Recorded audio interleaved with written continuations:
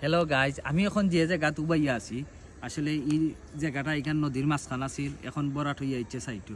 এই নদীর নাম হইল গিয়া জগন্নাথপুর নলজুর নদী।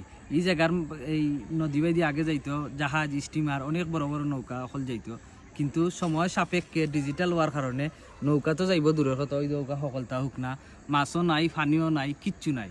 যাই হোক, বিষয়টা এটা নাই, এগুলো আমরা এই সুন্দর পর্যবেক্ষণ করে রাখা দরকার। কারণ দেখা গেছে যদি এগুলা না রাখা হয় তাইলে দেখা যাইব পরবর্তীতে আরও বন্যা, পানি টানি এইসে বিভিন্ন জাতের অনেক ধরনের অনেকটা সমস্যা হইতে পারে।